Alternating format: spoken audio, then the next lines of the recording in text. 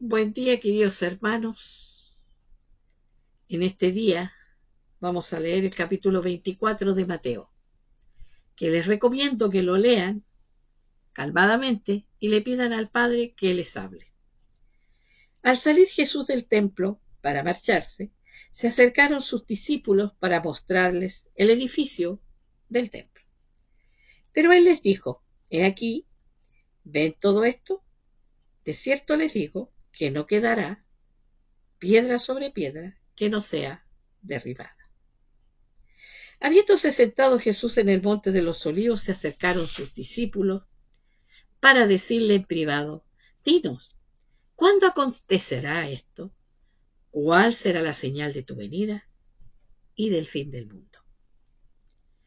Contestándole Jesús dijo: Cuiden que nadie les engañe, porque vendrán muchos en mi nombre diciendo: Yo soy el Mesías, y engañarán a muchos. Entonces escucharán las calamidades y las noticias de guerra.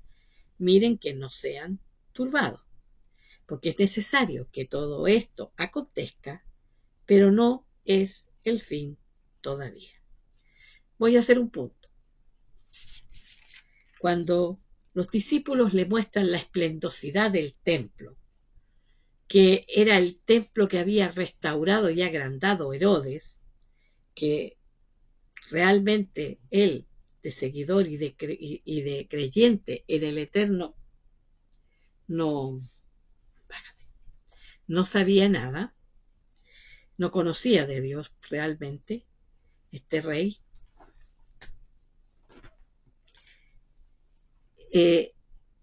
Y les dicen, le hablan de la esplendorosidad del templo, de lo majestuoso que era. Y él le dice: no va a quedar piedra sobre piedra de este edificio. Esto se cumple exactamente tal como lo dijo él en el año 70, cuando entra Tito con las tropas del Imperio Romano y destruyen el templo. Y llevándose la ménora, llevándose muchos artículos que estaban dentro de él, que eran de oro. Habiéndose sentado Jesús en el monte de los olivos, sus discípulos le hacen esa pregunta, que son tres a la vez: ¿cuándo va a acontecer? ¿Cuál será la señal de la venida del Mesías? ¿Y cuándo el fin del mundo? Y contesta Jesús y le dice: cuídense de que nadie les engañe, porque vendrán muchos en mi nombre diciendo: yo soy el Mesías, y los engañarán a muchos.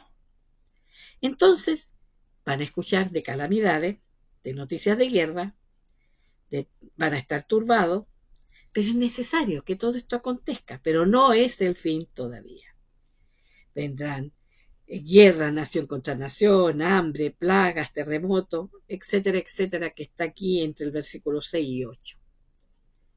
Todo eso ha estado aconteciendo a través de las edades, desde la época de Jesús con el Imperio Romano, han continuado hasta el día de hoy.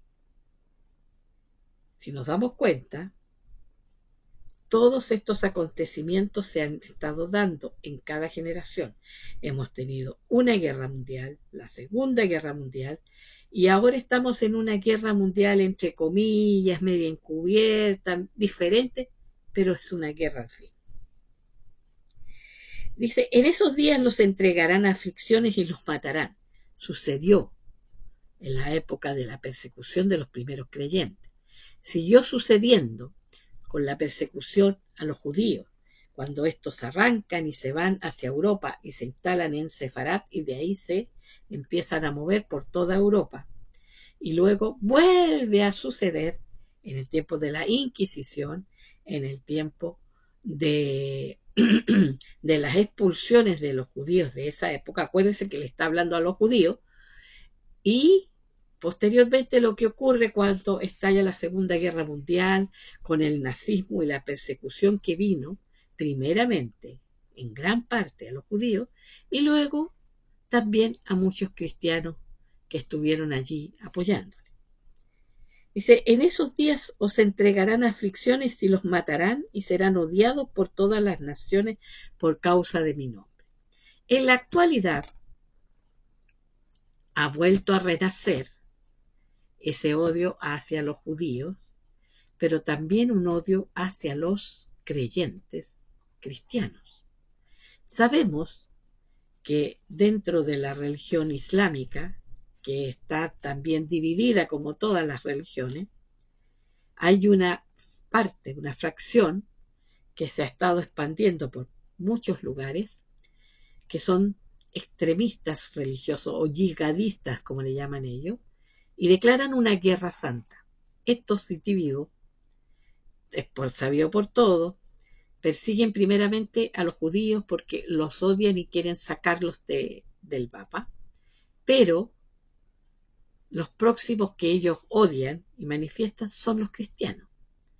De hecho, muchos que han emigrado a grandes partes de Europa exigen que no quieren ver cruces, que no quieren ver procesiones, porque a ellos los ofende. Aunque ellos sean inmigrantes, no se adaptan. Pueden ellos seguir adorando a su Dios de la forma que ellos lo hacen, pero muchos de ellos se violentan, se enojan, se molestan, porque ellos quieren imponerse. Así como el catolicismo romano se quiso imponer en otra época a través de la espada, estos quieren hacer lo mismo.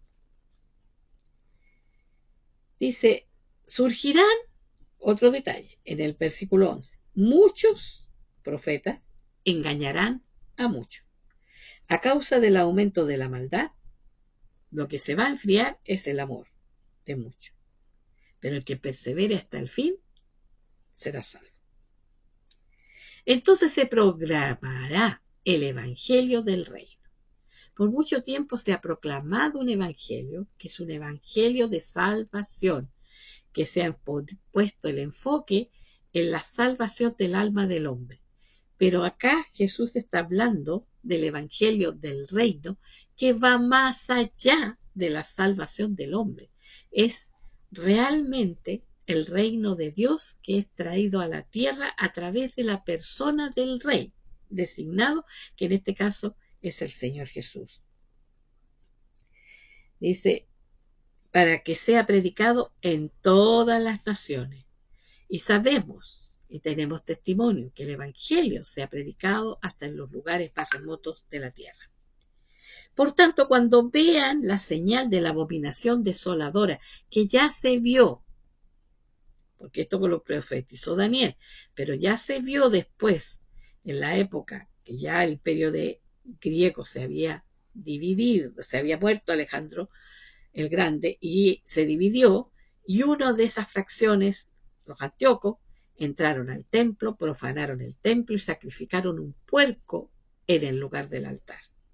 Esa fue una abominación desoladora. La otra fue cuando Tito entró al templo en el año 70, destruyó el templo, no dejó piedra sobre piedra y se llevó los utensilios que estaban para servir al Eterno. Segunda vez. En esta ocasión, templo físico no hay. Pero el Señor nos dijo que cada uno de los creyentes es un templo de Dios. Y no es que seamos muchos templos, sino que cada uno es una piedra de ese templo, que cuando nos unimos como pueblo de Dios e invocamos su nombre, conformamos ese templo. Dice, bueno, y aquí les da instrucción, el que esté en la azotea, no salga, huya al campo, no se devuelva a buscar sus cosas, despreocúpese de lo que dejó atrás, como en el caso de Lot, cuando los hace salir de Sodoma porque viene la destrucción y le dicen, no miren hacia atrás, y la esposa miró hacia atrás y se convirtió en estatua de sal. Acá nos dicen, no miren hacia atrás, no busquen lo que dejaron atrás, sino que avancen. Dice, si alguno dice entonces que está el Señor aquí o que está el Señor allá, no lo crean, surgirán falsos profetas y realizarán grandes señales para engañar en lo posible a los escogidos. Vean que se los he dicho con anticipación. Por eso, si les dicen miren en el desierto, no salgan. O miren en la habitación interior, no lo crean. Porque como el relámpago surge de oriente y es visto hasta el occidente, así será la venida del Hijo del Hombre. lo va a ver todo. Ojo, no va a haber duda que vino. ¿Ya? Donde quiera dice que esté el cuerpo muerto, allí se juntarán las águilas. Este es un verso muy, muy conflictivo porque es de muy difícil interpretación. Cuando hay un cuerpo muerto, y hay una intemperie, vienen las aves de rapiña. Nosotros somos llamados a ser el cuerpo de Cristo. Por un lado, ¿no? Se nos dice que conformamos el cuerpo de Cristo, cuando invocamos su nombre y estamos en unidad. Pero cuando ese cuerpo está muerto, vienen las aves de rapiña. Cuidado, que no se posen sobre los huesos secos, porque esos huesos secos tienen que revivir, tenemos que despertar. Dice que inmediatamente después de que acontezcan todas estas cosas, el sol se oscurecerá, la luna no dará el resplandor, las estrellas caerán. Y en ese tiempo aparecerá la señal del Hijo del Hombre en el cielo, y entonces harán duelo todas las gentes de la tierra, y verán al Hijo del Hombre viniendo en las nubes del cielo con poder y gran gloria. Aquí la venida del Señor no es oculta, va a ser vista por todos y por todos notoria. Pero si terminamos de leerlo, porque es bastante larguito este capítulo, pero léalo usted con detención en su casa. Yo me estoy deteniendo en algunos versos para no hacer tan largo este video, pero nos está hablando de estar alertados. ¿En qué sentido? Velando y orando. Porque el que esté velando y orando y esté conectado con la vida del Hijo de Dios por el Espíritu, no va a ser engañado, porque van a venir muchos diciendo, he aquí el Señor viene tal día, he aquí el Señor vino, está acá, y van a hacer cosas extraordinarias. Dios les va a permitir que las hagan para que puedan engañar. Pero los escogidos, ¿quiénes son?